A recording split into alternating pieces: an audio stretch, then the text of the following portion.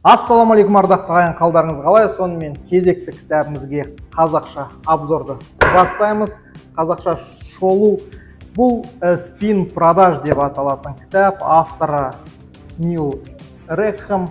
Бұл кітап кімге арналады? Кім сату өнерінде жүр, кім бір қандайда қызмет көрсетіп жүр, кім өзінің тауарын сата алмай жүр. Солар үшін арналады. Кеттік.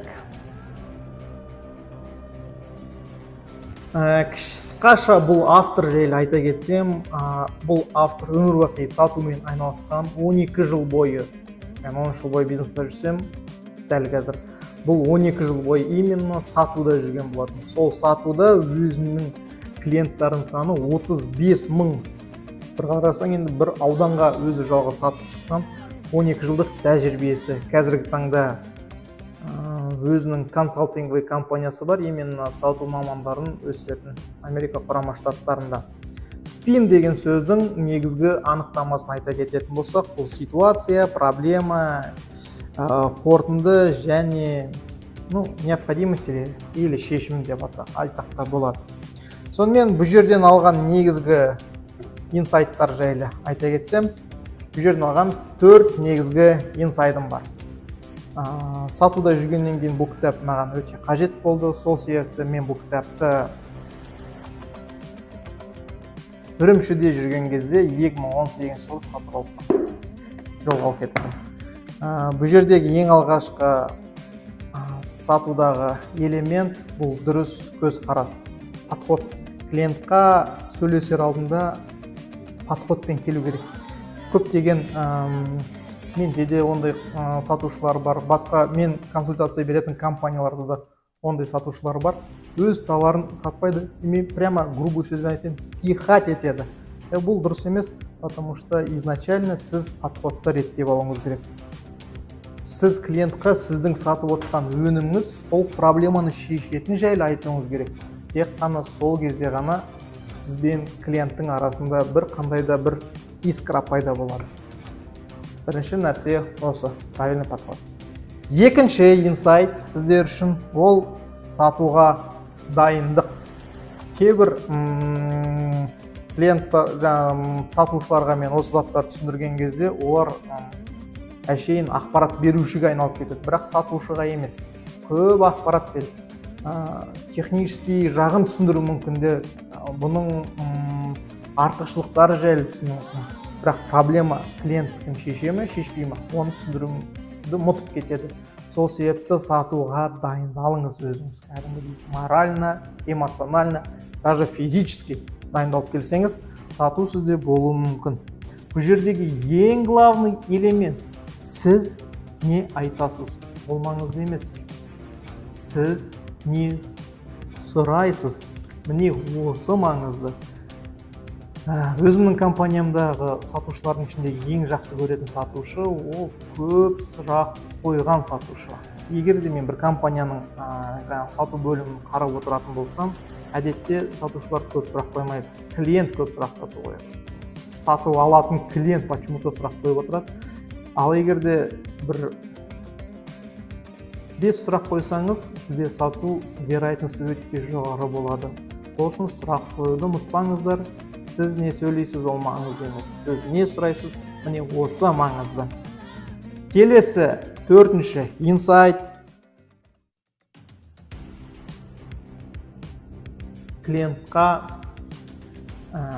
бір затты түсіндіру керек.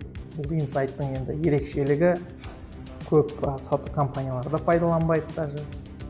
Даже сатуға арналған тренингтан звондайды ғой маған, например, олар да пайдаланбайды.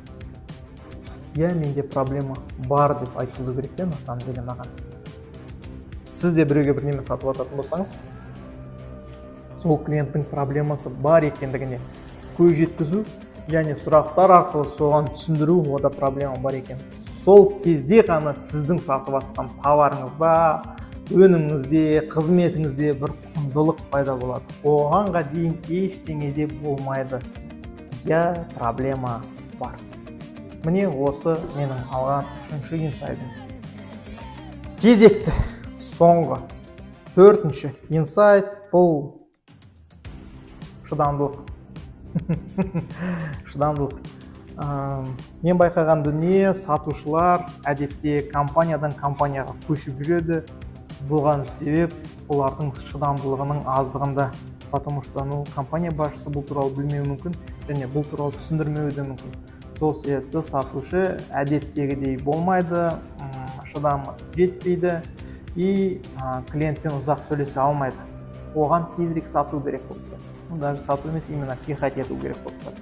Егер де сіз сатумен айналысатын болсаңыз, үлгі ретінде самолет сататын компанияларды алсақ болады.